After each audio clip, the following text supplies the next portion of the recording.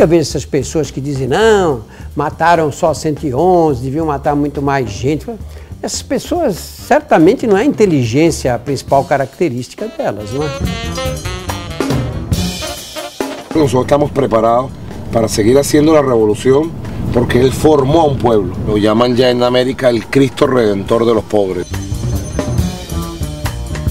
O fim da Guerra Fria traz um problema para o cinema que é o fim do vilão. E agora quem nós vamos enfrentar? De repente éramos amigos de todo mundo, né?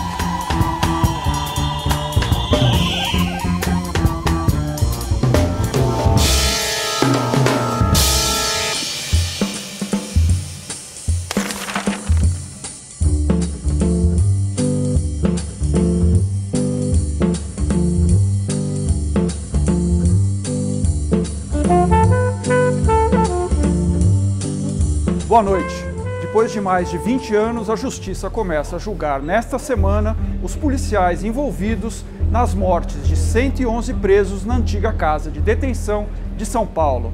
Nesta fase serão julgados 26 policiais. Eles participaram da invasão no segundo pavimento do pavilhão 9, do chamado Complexo do Carandiru. No total, são réus no processo 79 policiais.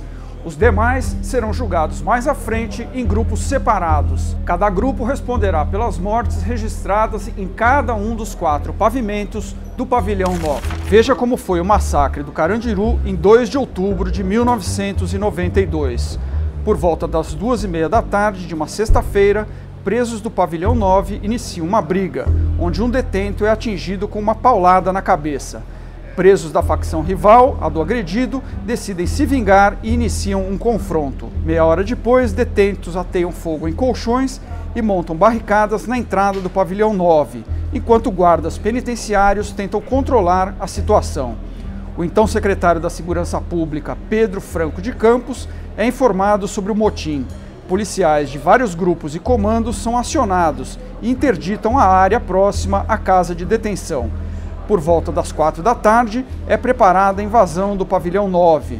Bombeiros tentam controlar os focos de incêndio. Meia hora depois, tem início a invasão. Os detentos aumentam os focos de incêndio e enfrentam a polícia. 2 policiais feridos são retirados do presídio. Dentro do pavilhão 9, os policiais se distribuem entre os vários andares do edifício. No segundo pavimento, a ação deixa 15 presos mortos. O terceiro pavimento concentra a maior parte dos mortos, 78 detentos. No quarto, mais 8 mortos. Já a invasão da polícia no quinto pavimento resultou em 10 mortes. Dos mais de 2.000 presos, 111 foram mortos e outros 86 feridos na operação, que envolveu cerca de 320 policiais. Terminada a ação, cerca de 100 cadáveres de presos foram carregados por detentos sobreviventes e empilhados pelos corredores em uma cozinha. Os demais presos foram revistados e despidos antes de serem concentrados no vão central do pavilhão 9.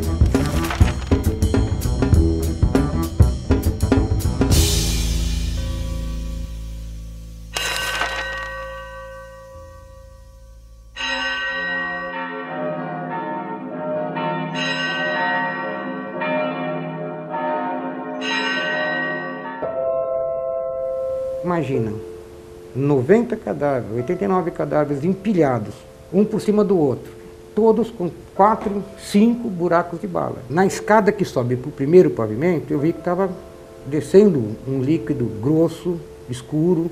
Minha experiência mostrou que aquilo era sangue misturado com sujeira. Aí eu fiquei sem entender como podia estar descendo tanto sangue pela escada, né?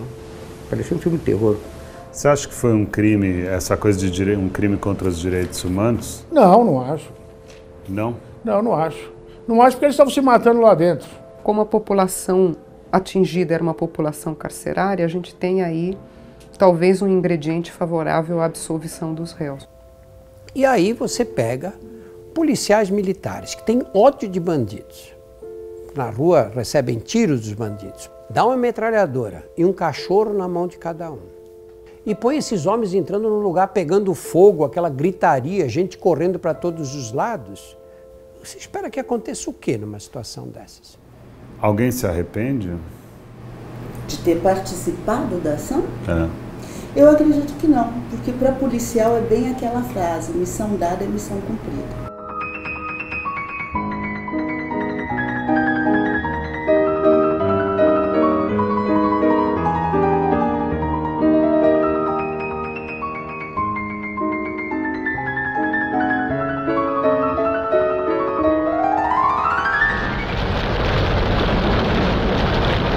Mais de 20 anos depois do massacre do Carandiru, começa nessa semana o julgamento de uma parte dos policiais que participaram daquela ação. A defesa dos PMs alega, primeiro, que eles agiram em legítima defesa, já que os presos estariam atacando os policiais. 2, que é impossível individualizar a autoria dos disparos, portanto dizer quem atirou e quem matou qual preso. Em terceiro lugar, que eles estavam apenas cumprindo ordens.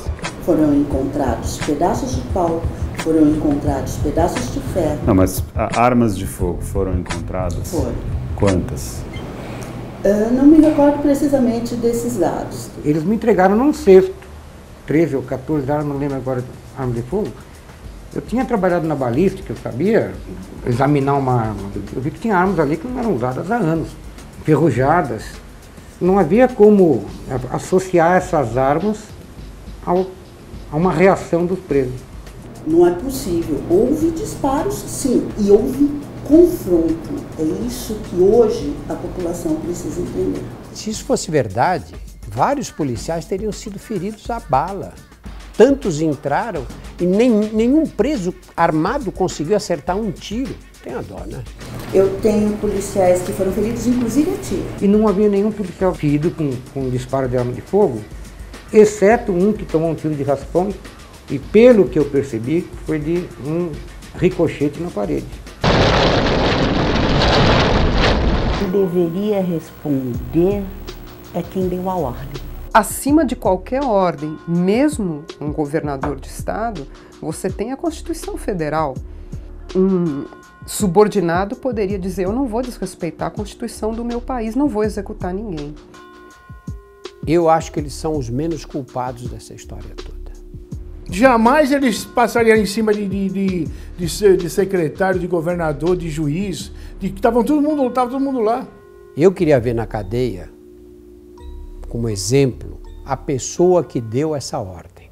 Havia no local 3 juízes de direito, o secretário adjunto da Secretaria de Segurança Pública, depois tinham 2 juízes de direito e todos concordaram que naquele momento era o momento da polícia militar entrar no presídio. E o governador afirma que não deu essa ordem, que isso teria sido tomado pelo secretário de Segurança Pública. Então, hoje ainda, se você pensar, eu não tenho essa definição e nem sequer tive apuração desses fatos.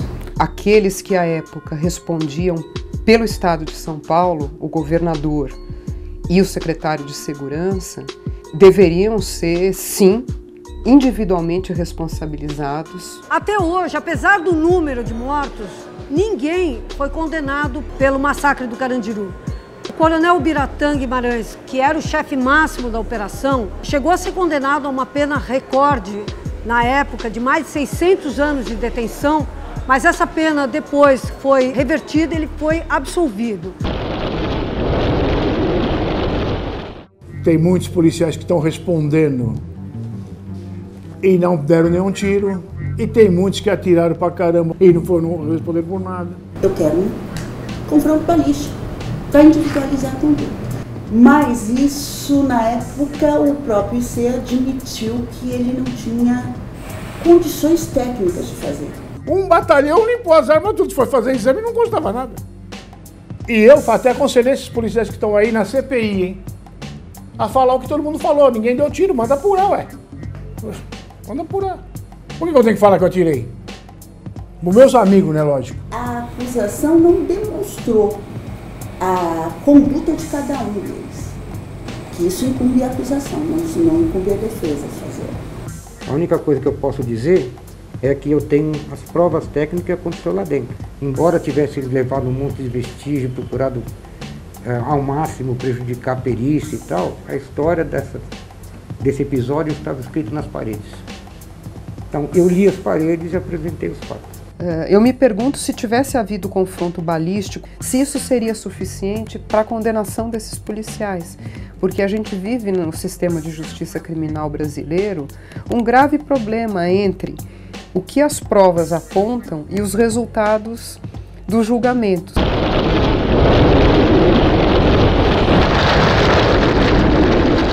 No total, 325 policiais foram mobilizados naquele dia na ação no Carandiru. Desses, 79 vão ser julgados agora.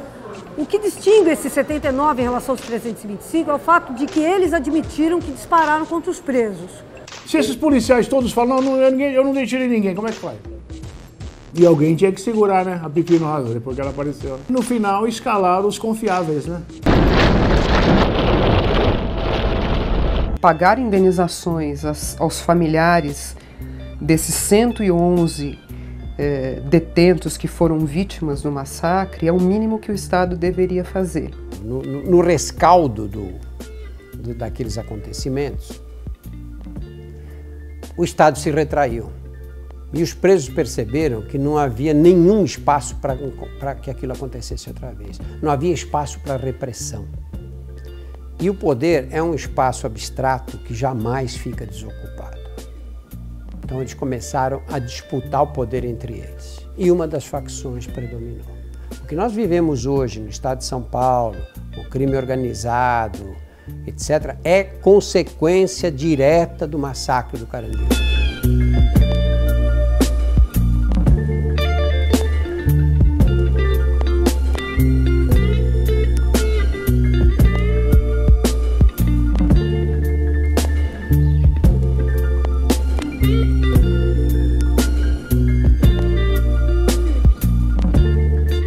Que eu vejo essas pessoas que dizem, não, mataram só 111, deviam matar muito mais gente. Isso é uma ofensa, porque essas pessoas certamente não é a inteligência a principal característica delas, não é? Porque você provocar uma situação como essa, que leva a beneficiar o crime organizado depois, é de uma estupidez absurda. Não tivesse acontecido aquilo ali no Carandiru, nós não teríamos a situação que estamos vivendo hoje. As histórias foram criadas e sempre se ouviu especificamente o lado dos presos. Os livros são escritos pelos presos, os livros são escritos por informações dos presos. Mas como que a gente vai fazer se os policiais não falam? Aí é que está. Hoje eu sou a porta-voz dele.